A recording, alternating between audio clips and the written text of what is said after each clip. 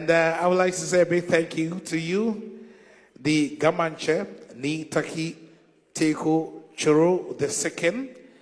Ni, we thank you so much for your loyalty to us at mine. We thank you so much for the support, and we thank you for your graciousness. Ni, we thank you so much for being here to celebrate the 25th anniversary of His Majesty. Thank you so much for being here. Kwame, there is something exciting about to happen. Your Majesty, with all due respect.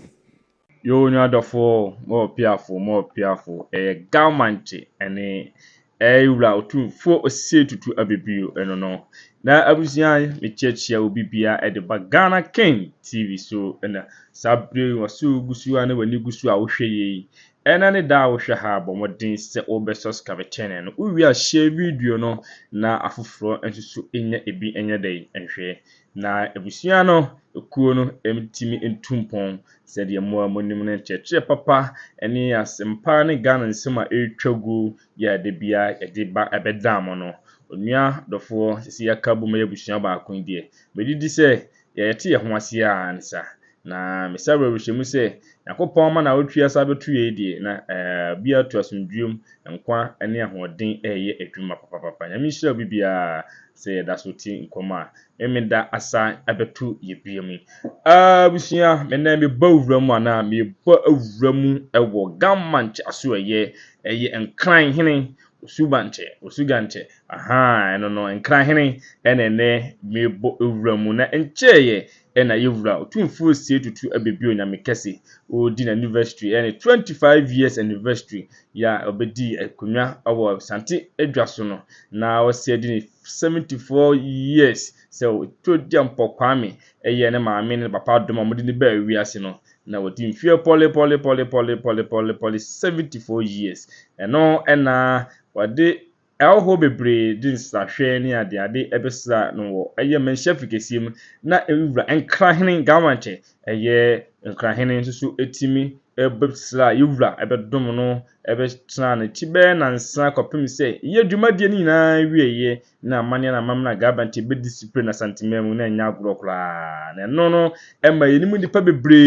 ehun se gamanche ewo ho na obi ho hu ne da mise na mi hu ne da mi hu ne picture da bi hu ne da video poda manam no so ema gabanche for babia na tese ni din ashata babia no comment amafo comment asekura na tese na SPS keke na na hu ofu ohene bela na hu ofu si gabanche na hu ofu ntanfo hene hu ofu na tese ma no de wadutua mu afesa na de amo kamfo city na santefo ma hu ofu amo kamfo yie pa eti abusia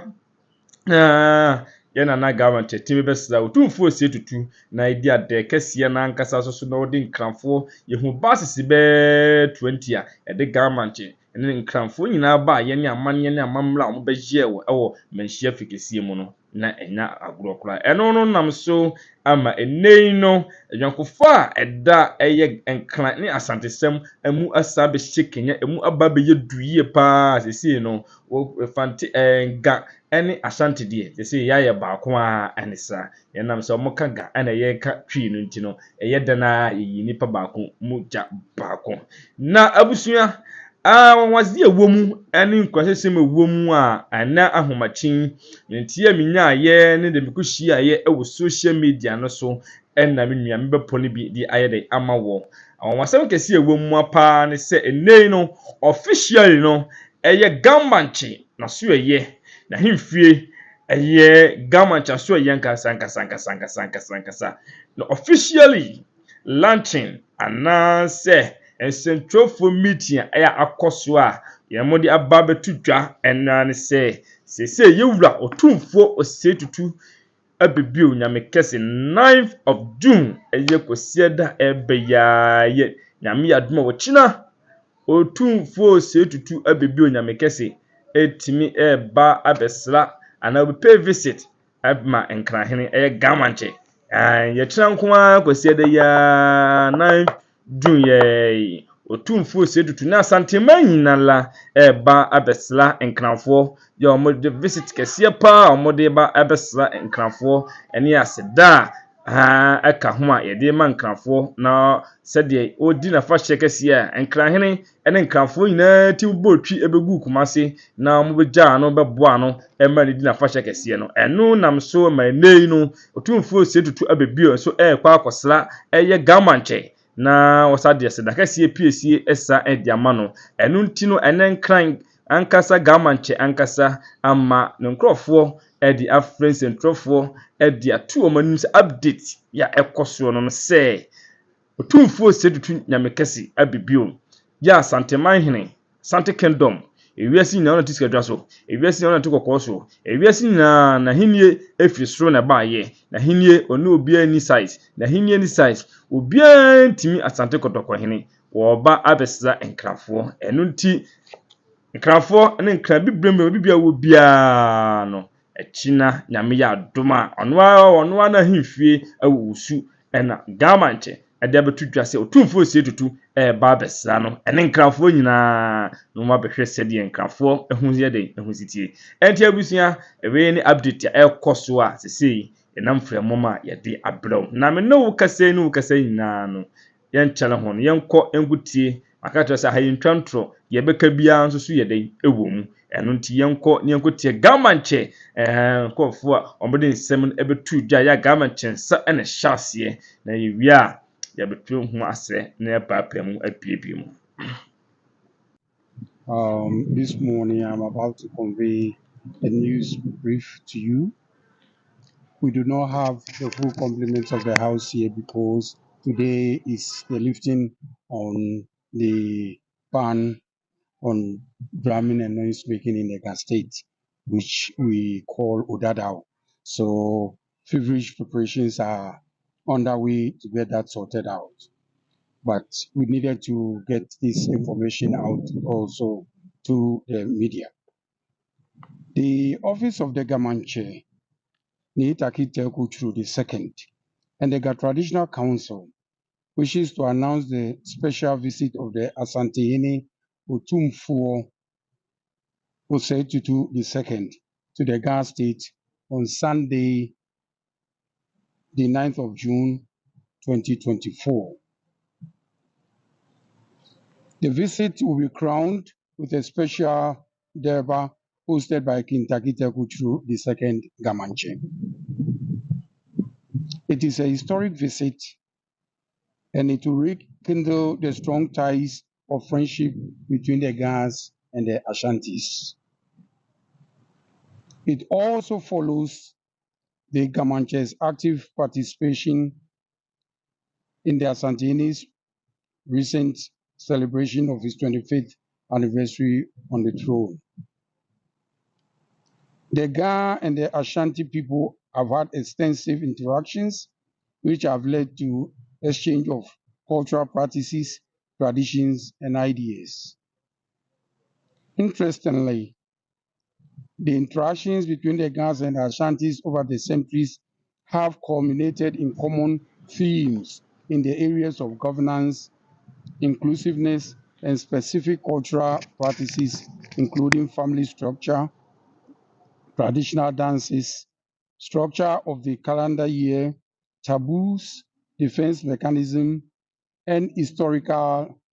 interactions with other tribes. These similarities highlight the strong ties between the Ashantis and the Gas, which are rooted in our shared African heritage. The Durbar of the two gallant royals will also be used to promote peace ahead of the presidential and parliamentary elections in December this year. The office of the Gamanche therefore invites all to witness this great moment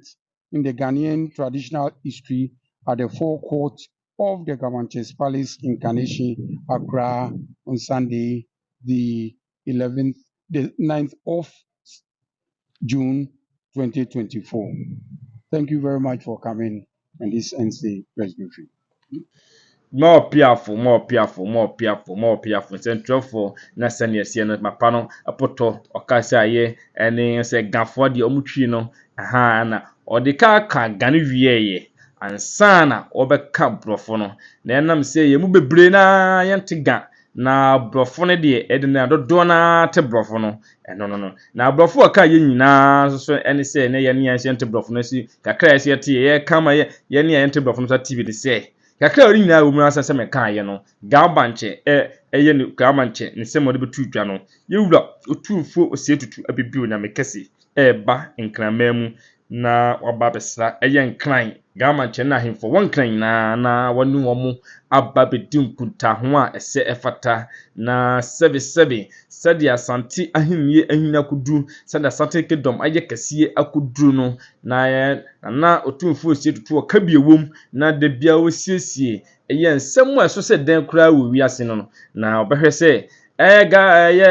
Otumfuo osietutu bankran die didi se ahemfo bima na se ahemfo bima ya wantu bi ketengeti bi da ho na man kranfo ankasa hinye num entimi kambo mu yie no medidi se enne ho na mutui pa na Otumfuo osietutu wobetua ama sese no ene so Otumfuo osietutu mfrin ga no na chese ga ahemfo ni na timi aka bomu a omotimi aye baako aye amana ye krabehwe ama omotimi edomotuma abo tumum ade odo ebo dum ama kran so etimi afanentuma pa afra because ye kan kran ya nkran de yesuye e Ghana fo nyina capital town nti e basa ahemfo wom ni empeme wo ma de hye wom enkan na akwa akoye se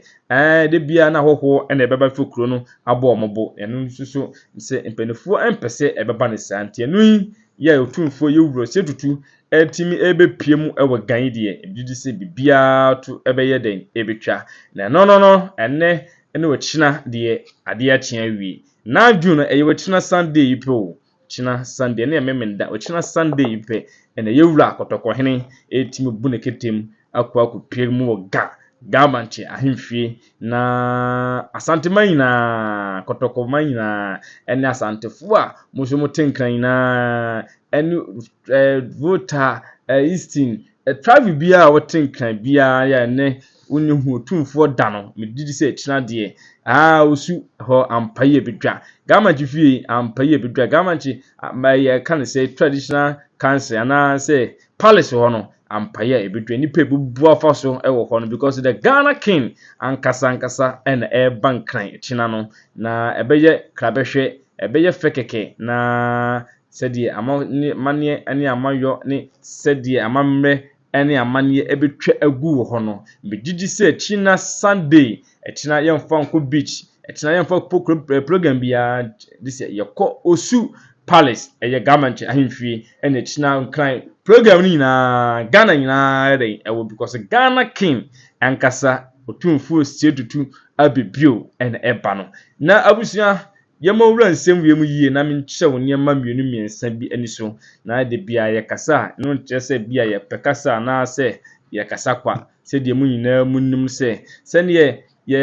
wiase eka kono na Otumfuo ma na hini aye kase abedu no na wamma wiase nyina atenenka na yate Asante kingdom ka na ku Asante kingdom a otumi sɛ ena hini ekotoa eno nam so ema bene obi bia Otumfuo be na dwe se oba wo ho abesa bia na yenunyam hye kase de ma wankasa ekuro no eyenum ho ho a eye ho sepe se the whole kingdom like Otumfuo sedutu etimi ba konya abohwi abepiem awo mahimfie dia na kyese na me atonsupa ayeden agumi so na enu na nei no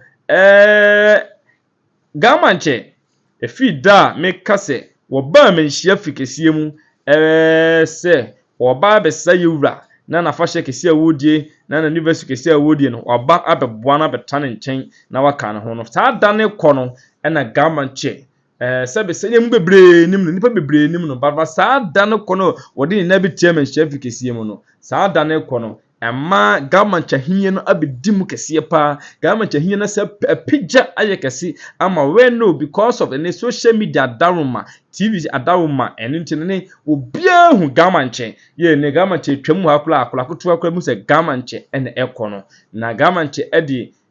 obuo ni ani die de ma Asante Kingdom ba Otumfuo na ase so obejam no na waboa no na omani tinkwa o baabi a wodi ahini abedu ne ne fie Nyankopɔn sala ka ne fie ho no na eno no ama government ese na hini no aye kese eno na nam so Otumfuo ase kwasla ni na hini no sa bebro so koraa na hini no ebebro so eno nti Ghana ha wote ha na wudi hini na apese wa hini kese na nipa tonka na nipa hu so baabi a enne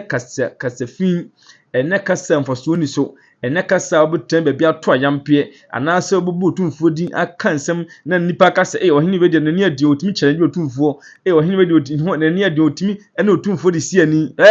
no basa na ejimi fans na woje eno sa na ejimi mahimie fans na we de oje na emom no baabi a ono Otumfuo no de na hini akodu no ja wadi hini ama na hini ayekese no wa ma obi din ankodi natem wa ma obi din an challenge no de beduru ho na emo wadi amanne ne amamle eni nyansa ene timi ye den ma na hini ayekese etu so sa nyansa na Nyankopɔn fa bian dom no ja wo pese wa hini ayekese no ni nyina nsa de nyansa no Nyankopɔn de nyansa na ama no na dom no wo beba de na nase na wo so ba nyansa no kakra na wo de apija wa hini eye simple enu nti sa wote akura na sa wodi akura se hene na sa wosu de mu nipa wo mu Otumfuo wo do Otumfuo ni beye fom na wosu wadwene mu se wo bo Otumfuo din da didin dia sese no sa wa hene kro no wanim aye dwobri cause Ghana hemfu nyina uko social media ye first ye kase ye ka Ghana hemfu nyina de bagimi pa uko social media fo no ebe che wa hene bagimi pa wa Ghana ha o TikTok o de ko TikTok wa no wabo o pese hu wa hene bagimi pa wa Ghana TikTok for na de din ni be den ebe mawo enti baby a wotie sisi a no ene wudi akurase hene o baby a di hene de akurase village followers mu na di hene enti se mu na ne mu hwo yesu ade bi wohwe nte ne ye pa ha ye Ghana King TV ngane da wohwe ha no so serve channel wo a share video no na busuafo ni nyanya bi hwe ne tie me ye ye tie ne se wiase nyina baby a wobekọ bia agidi bia ye capital town country bia wo wiase bia no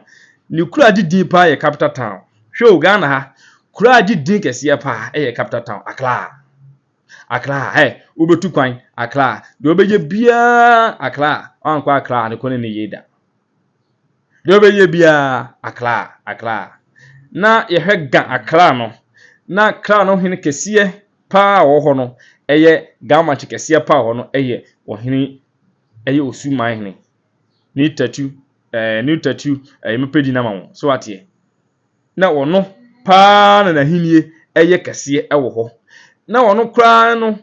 wonfa sa trimude no na wonfa sa ahonwoho ano anhye ni trim se meme ye capital town Ghana for capital town na hene ne me na me na me kuro so Ghana me na me kuro didin wa Ghana ye be bibia se ba me kurom ye ba fankran nti me wonfa sa tumi no ana sa ahonwoho na anhye ne mu amfa na kakabensem amfa ni ahemfatem amfa nkasa ntie Otumfuo na otim ba fom ebe na ho ase de be Otumfuo na ase so Otumfuo ye ni ete Ghana ha na me hu se ete Ghana ha na yete no ayemfuchinie ebidi da bi achi ne bom ya obia di hene na so wo Otumfuo hene na wodie ne die adutwam eso che nyina e wa Ghana ha eso che nyina e wa Ghana ha ma hu kra mi hu se Queen Elizabeth wu ya ye na yi Otumfuo pe ena ye de letter ebre no Ghana ha invite no ena Ghana president ayemfo Ghana nyina Otumfuo pe na de intimi ye de invite wo anya bia no ye ko history ma Otumfuo bokunwa ena adu akire wokunwa ena ye bodi o maman nyina so Ashanti Kingdom man kwa akire kura no wona wokunwa sikadokofi ye different e command ye mani free soro eye den e baaye eti mendie mahini e ne mabedi ase gamanche no mede ani die ne obuo e de ma wasante hene se nyame be ye wadom na obegimi atum na wahira me na nimonyam a wanya wahenie mu no wodi bi ama me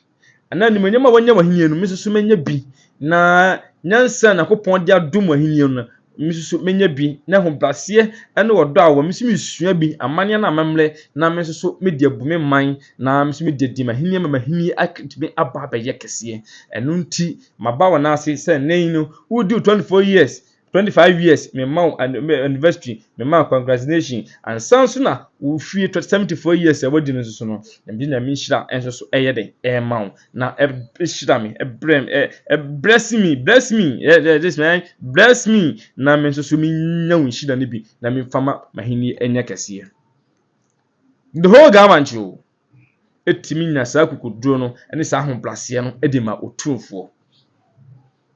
enu nti onua dofo ewiase de bia meka enye kasa ene de petumi ene gagai ene de petumi ye nyansa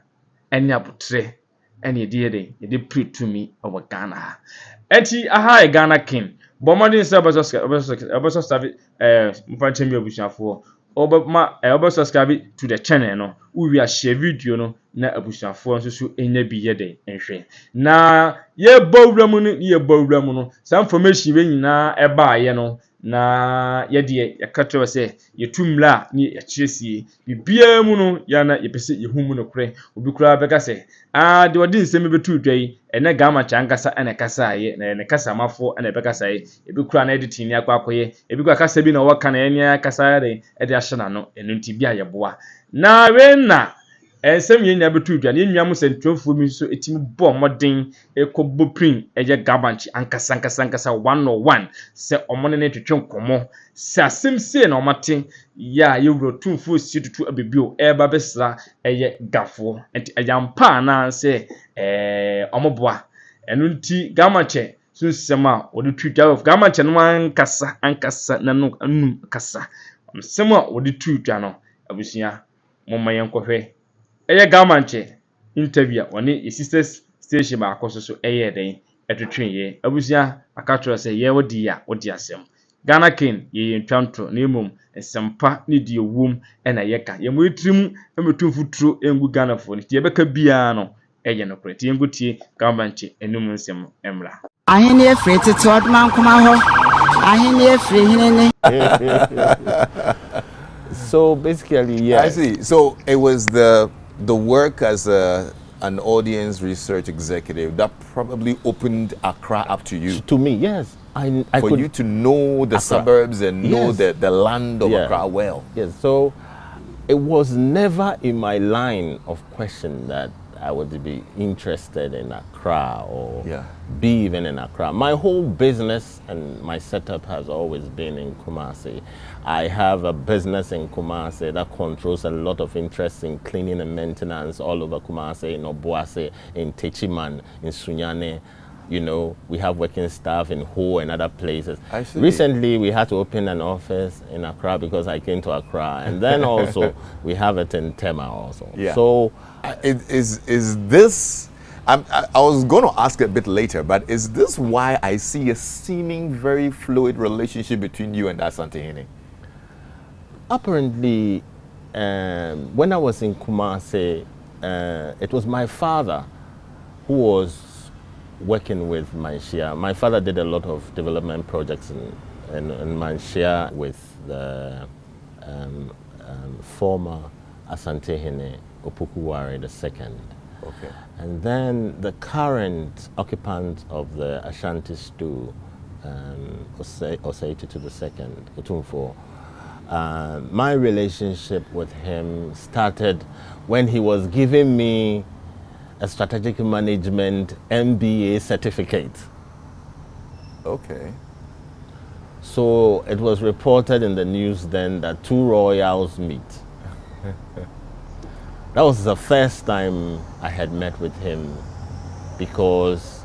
he's the chancellor of the tech, and from the business school he had come at our congregation, and as a graduate of MBA he gave me my certificate. And then I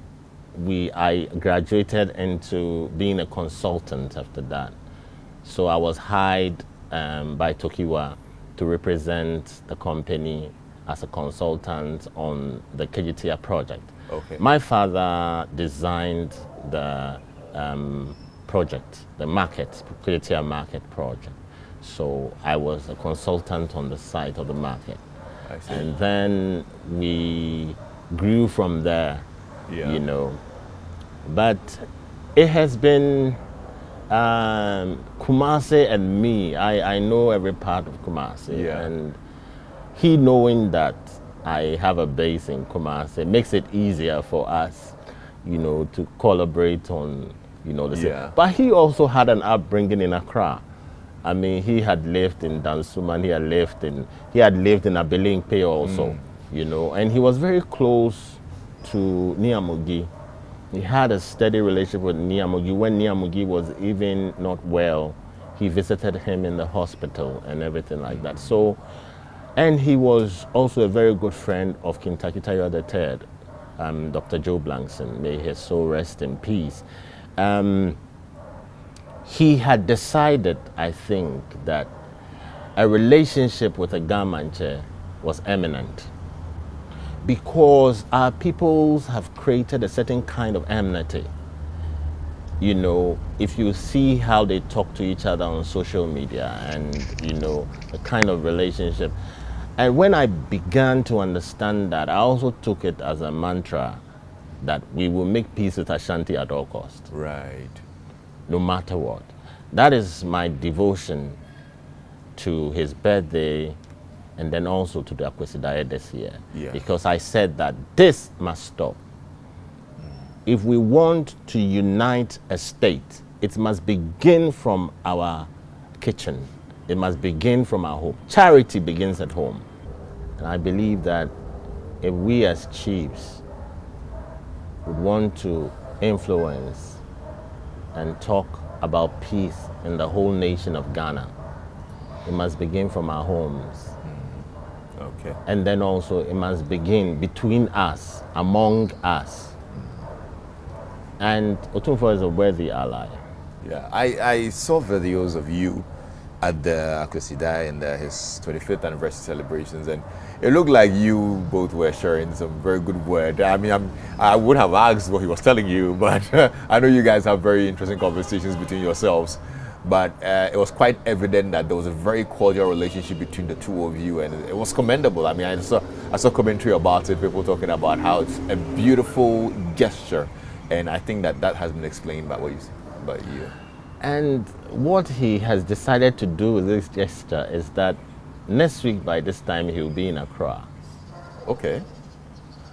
Yes, on the 9th of this particular month, Otumfuo will be here, and he will even be in this house also. Oh, he's coming here? Yes. To see you? To pay his, should I say respect and honor? Yeah. I mean, to show his appreciation is a better word. Yes. A better word to show his appreciation to his little brother or his younger brother. That's basically what it is. You see, the hypocrisy, it's too much in this country. We claim to love our state. We claim to love Ghana. We claim to be patriotic. And yet, we cannot tolerate each other. And yet, we cannot find reason, you understand, to have communication with each other. We cannot find the coercion. We cannot decide that these things are petty. These things are minor. These things can be overlooked. Let us think about the things that unite us more than the little things that divides us. You understand what I mean? Right. You are so and so what? More importantly, what we must value is human life and the value we place on it. And I think that he and I have been able to establish a certain kind of relationship, honor for each other's tradition in such a way as never done. And I thank the support of all the chiefs, queen mothers, and all, even these girls who went with me to Kumasi to grace that occasion. And I think that honor is served. Yeah. And that's for me, you know, another faith, you know, in my whole journey, you know, to making Accra work again, to making the Ga state live again, to making the Dangbe flourish. Yes, and we can also say it's an ode to the city which raised you. Because you spent most part of your early life in Kumasi. Yes. And you schooled at KNUSC as well. Yes. A little bird told me that you are also a fellow. Yes, I charge. Fellow! More Piaww, Piaww, nana. Aye gawanche, ena ekasa ye no. Na medidi se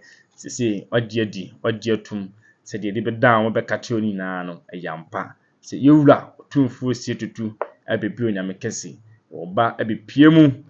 ewo gawanche ahemfie osu. Na me ya doma ochina kosia da 9th of June. Echina ya na omone omo adi sawoso na one gawanche atunse adidi na omadwendwen akwanya nkran befa ntuma pefra ne Ghana betun mpama fa efra se ye ka Ghana Accra ye capital town ufiri ho na wo second capital town ayo Kumasi te se Ghana ni nyina na aka bom ochina no ombadwedwe akwanya Ghana befa so fa ntuma pa efra enu nti no ahemfa akese pa na china wo mu hia no nti wo hini biti akura na se na forest wono adi forest emunum ho hene no onhwe bi na onsua na kasa twitwi ni kasafo no onnwai ontwoso eno no emfa pon entoponko na wonhwe se the government chiaye ene government wiase nyina hu ene Ghana fo nyina the respect ma government wo de mo hwe feature ko mo hu TikTok wo mo be hu ose ene nsem a nipa beka afa eye government woni comment papa ebeba afa ne ho na hwe se nnuamu hini bi so kasa wi a hwe atemdie bi a enkoda totofewa ne enkoda etimi di sa wo kro bi hini so pa tem nnuamu hini because of say odi nnuamu hini na wo ye forest for hini na service ni kro ye kurase ntino odi akurase hini te akurase hini na wodi na didi tim to kasa ba bi a kasa kan kurasem sa but wo hwe se capital town na hwe second capital town Kumasi na Accra no wonte kro no mu ni bie krom eto ankpanhifo na omo ho no ekasa wutu so mani atie omakọ school omnimnimdie omkasa se krom kasa de wa hwesa de obi kokura school bi krom school umhia ho difference na wom no ebia na ne yehuni eno nti no government akasa wie no na chese nyina no esipani edwale wie na nsuo asa eno nti abusua ye de mobesi ha na ochie na me ya adoma de bepie mu biala ewo nkran obro Otumfuo sie tutu bebio ekọ government ahemfie akosa ne nkranfo nyina no sem bi ebepiem bia amane na amamre wo bia de bekoso wo bia no ye de beba abedamo na mo soso mahu de ekoso ewo government ahemfie na service ekan ko ene ekoro ya eye mpanifo ehwehwe na atena ho ama oman na tumpon Ghana ma tumpon na nkran atumpon na santiman tumpon no mpanifo de nkomo didi ni na behye so na yesoso ye ti omo na ase ye som omo no yesoso de ni die ene ose aye oyo chichina de aya Ashantis ene Ga ene china Asian de china de nkran de nkranfo ena santefo omo tin nkran china okroye na odo no ebe ho yie pa na me hire mu nyina abusuafo akram